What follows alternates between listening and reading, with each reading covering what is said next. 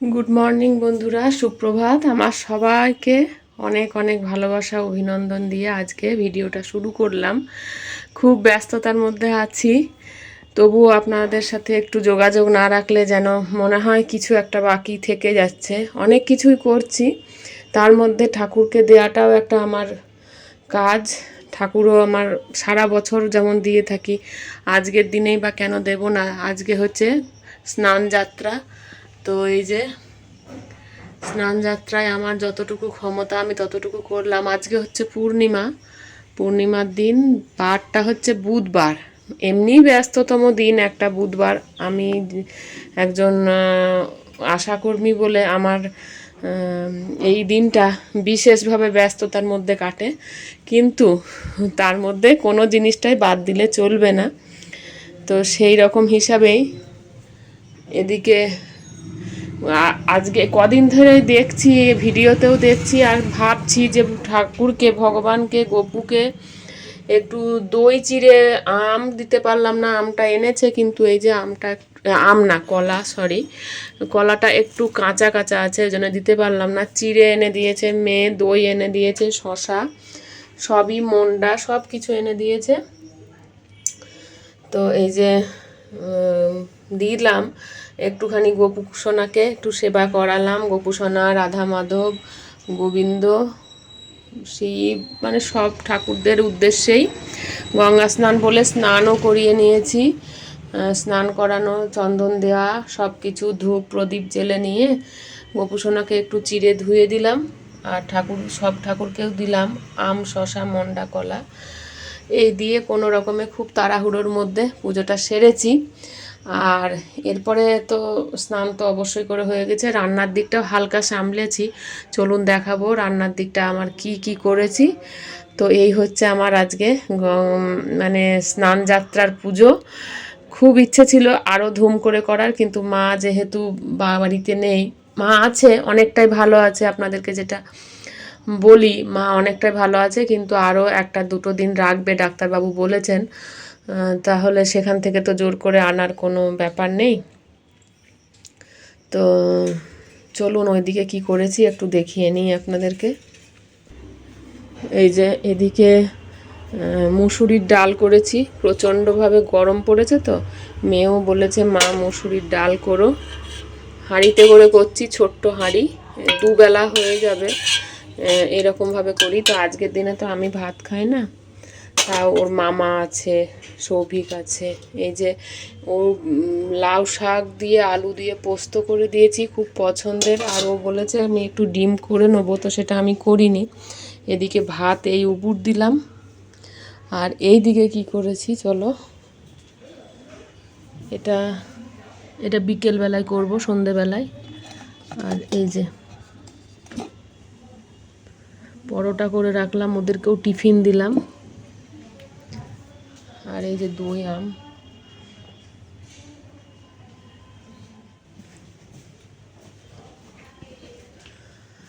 তো প্রচণ্ড ব্যস্ততম দিন, সবটাই বলছি। আর হ্যাঁ, মাকে এখনও বলেছে 2-4 দিন রাখবে, তাহলে 2-4 না, 2 দিন মতন রাখবে। এখন এমনি ফিট আছে, তবে কিন্তু ওই শ্বাসকষ্ট হচ্ছে বলে অক্সিজেনটা টানতে অসুবিধা হচ্ছে, অক্সিজেনটা নিতে। তো প্রথমে মেডিসিনে চেষ্টা হলো, মেডিসিনে কাজ হয়নি বলে কালকে রাত থেকে ইঞ্জেকশন দেওয়া শুরু হয়েছে। তো যাই হোক, এই হচ্ছে ব্যাপার। রান্নাটা ওই হালকা করে করলাম, ডিমের একটু কারি মেয়ে করে নেবে, আর আমি চিড়ে মুড়ি আর ওই পরোটা এইসব দিয়ে চালিয়ে নেবো। রাত্রে কাবলি ছোলার তরকারি হবে। তো এই হচ্ছে ব্যাপার। আর সারাদিন কি করছি শেয়ার করা খুব কঠিন, প্রচুর কাজ হচ্ছে, কাজ করতে হচ্ছে। একদম ড্রেসেস ব্লাউজ পরে নিয়েছি, শাড়িটা পরবো আর একটু খাবো। এখন 9টা বেজে গেছে, আর দেরি করা যাবে না। সঙ্গে থাকুন, সবাই ভালো থাকুন, সবাই ভালোভাবে কাটান, এটুকুই বলবো। আর দেখি রাত পর্যন্ত কি করতে পারি না পারি, সবটাই চেষ্টা করব শেয়ার করার। তো চলুন সঙ্গে থাকুন, পরে আবার কখন আসবো বলতে পারছি না, ঠিক আছে? সঙ্গে থাকুন। যে আবার পরে এলাম, এসে খাওয়া দাওয়া করলাম। খাওয়া দাওয়া করে বলি আপনাদের সাথে একটু কথা বলে নিই।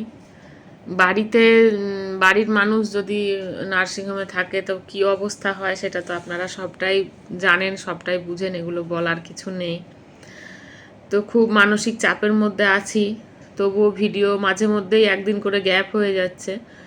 কি করব কিছু বুঝে উঠতে পারছি না, সবটাই চাপ। এদিকে ঘরেও একটা চাপ, নিজের কাজের একটা চাপ থাকে, তারপরে আপনার বাইরে মানুষ যদি থাকে, ঘরের মানুষ যদি বাইরে নার্সিংহোমে ভর্তি থাকে তাহলে কঠিন অবস্থা যায়। তো আমারও সেই রকমই যাচ্ছে, কি করব আপনাদের কাছে আর কি বলবো, প্রচণ্ড চাপ। তবে কি বলুন তো, নার্সিংহোমে রাখা মানে এই চাপ, মানে ছুটি ওই দিচ্ছি দেবো এরকমভাবেই চলতে থাকে, পরিষ্কারভাবে ছুটি দিতেও চায় না। এখন তো সবাই আমরা জানি যে নার্সিংহোমগুলোতে একবার পেশেন্ট যদি ঢুকে যায় তাহলে আর কিছু করার থাকে না, সেখান থেকে বের করে আনা খুব কঠিন। আর সুস্থ হলেও সুস্থ বলে ডিক্লেয়ারও করতে চায় না। তো এইরকম আমার পরিস্থিতি যাচ্ছে, কিছু মানে ডিসিশান নিতে পারছি না। অনেকের সাথে কথা বলছি আর ভাবছি আর চিন্তা করছি নিজেই। কেউ কেউ বলছে যে নিয়ে চলে আয়, আবার কেউ বলছে না আনিস না, ঠিক হোক তারপরে নিয়ে আসবি। তবে এনে যদি আবার কোনো বিপত্তি হয়, কোনো সমস্যা হয়, হয়তো আবার ছুটতে হবে, ভর্তি করতে হবে কোনো একটা সমস্যায় পড়ে গেলে। সেই কারণে যদি দুবার এগোচ্ছি তো 10 বার পিছিয়ে আসছি। তো এই হচ্ছে ব্যাপার। আর এই রান্না বান্না, ঘর সামলানো, বাজার দোকান সব কিছু মেয়েও করে দিচ্ছে। মেয়ে সৌভিক আছে, দাদাকেও বলে বলে আনাচ্ছি, ওই কোনো রকম করে ম্যানেজ করে চালিয়ে নিচ্ছি। চাপ হচ্ছে কি বলুন তো, অভ্যাসটা খারাপ হয়ে যায়। যখন ধরুন মা সুস্থ থাকে তখন তো আমাকে কিছু ওইদিকে দেখতেই দেয় না, আমি খুব জোর পুজোটা করি আর টুকটাক এটা সেটা করে চলে, মানে হালকাভাবে থাকি না, থাকতে চাই না, আমি করতেই চাই, কিন্তু মা তখন তুই চল সর আমি করছি। তাহলে এই করে করে আমাকে মা একবারে কোনো কিছু না করতে দিয়ে দিয়ে আমার অভ্যাসটা খারাপও করে ফেলে। আর যখন এরকমভাবে পুরোটা চাপ পড়ে তখন আমার দম বন্ধ হয়ে আসে। তো প্রত্যেকবারই ভাবি যে মায়ের শরীরটা ভালো হলেও আমি আর এই কাজগুলোকে বাদ দেবো না, কিন্তু মা আবার সেই পুরনো গতিতে কাজ করা শুরু করে আর তখনই হয়ে যায় অবস্থাটা খারাপ, আমার অভ্যাসটা খারাপ হয়ে যায় আর কি। তো দেখি, এবার তো ভেবে রেখেছি যে এবার সবটা মায়ের হাতে ছাড়বো না, আমি অনেকটাই করব, দেখা যাক, যদি সেরকমটা করতে পারি তাহলে ভালো। এইসব কাজকর্ম করে সব কিছু সেরে ভাবলাম আপনাদের সাথে একটু কথা বলি। এখন বাজছে 3:30, সন্ধেটা হোক তারপরে রুটিটা করব। দেখি গোটা কত রুটি নয় পরোটা কিছু করে দেবো, দিয়ে তারপরে আর একবার মানে সন্ধেবেলায় একবার যাব মায়ের ওইদিকে। ওখানে গিয়ে ভিডিও করছি না, এখন কে কীভাবে বলবে, যদি ভিডিও করা দেখে হয়তো আমি ব্লগ হিসেবে দেব, কিন্তু ওনাদের তো আপত্তি থাকতে পারে, ভাববে হয়তো ওদের কোনো ফলটা আমি ভিডিও করে তুলছি বা সেটা হয়তো ছাড়বো। এই জিনিসটা তো হয়ে আসছে না চারিদিকে, কোনো ভুল ত্রুটি হলে সবাই তো ভিডিও করে সঙ্গে সঙ্গে পাবলিক করে দিচ্ছে।